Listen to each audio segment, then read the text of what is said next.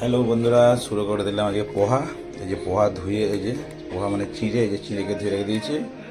আর এখানে আলু সেদ্ধ, ধনে পাতা, কড়ি পাতা, বাদাম ভাজা, টমেটো, পেঁয়াজ সব রেডি করে ফেলেছি।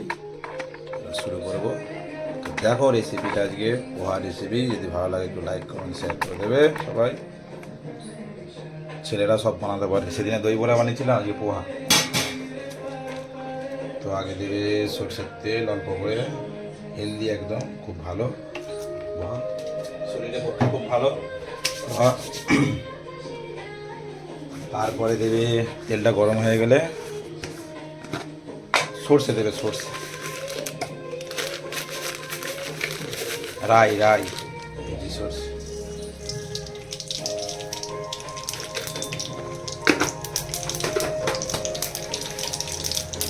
এটা হবে কান্দা পোহা, এটা পেঁয়াজ বেশি লাগে। তারপরে দিয়ে দেবে কড়ি পাতা,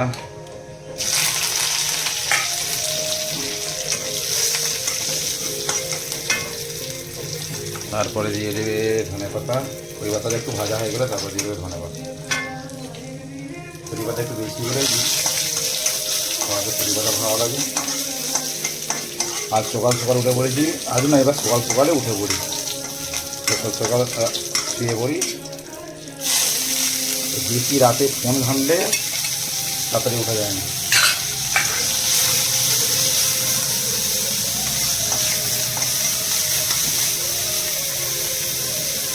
তারপরে দিয়ে দেবে টমেটো, সব হালকা হালকা একদম, মানে বেশি ভাজলে হবে না, হালকা হালকা একদম, হালকা নরম হয়ে যাবে বাস।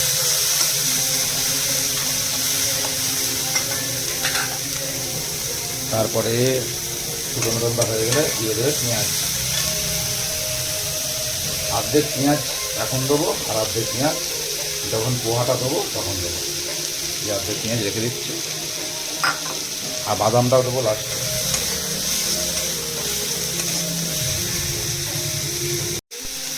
এবার দিয়ে দেবো আলুটা, মোটামুটি পেঁয়াজ হয়ে গেছে, আর হাফ রাখা যে আলু, সেদ্ধ আলু, আলুটা দিয়ে দেবো।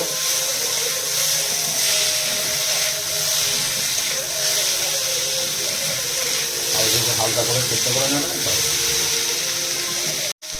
এবার একটু সামান্য হলদি দিয়ে দেবে, হলদি একটু বেশিই লাগবে, কারণ পোহা আছে, মানে পোহাতে চিড়েতে সেদ্ধ করা আছে, মানে ভেজানো আছে, ওইটা তোমার ওতে একটু লাগবে, না হলদে কালারটা আসবে না। এবার দিয়ে দেবো পোহা। এই পোহাটা ধুয়ে রাখবে, এই যে চিঁড়েটা ধুয়ে রাখলে খুব সুন্দর, যে ঝরঝরে রাখবে। একটু ভিজিয়ে রাখলে হবে না, ধুয়ে রাখতে হবে। ধুয়ে 10 মিনিট আগে রেখে দেবে।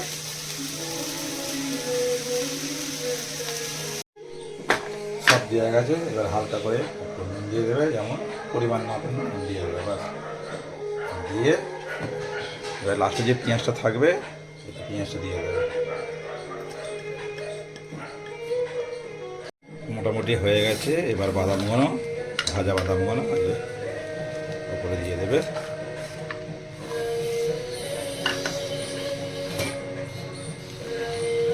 দিয়ে হালকা নেড়ে দেবে,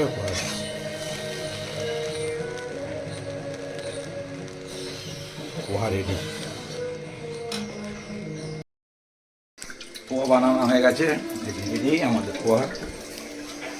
কেমন হয়েছে একটু কমেন্ট করো। সবই রান্না করার চেষ্টা করি যে নতুন নতুন খাবার বানানো।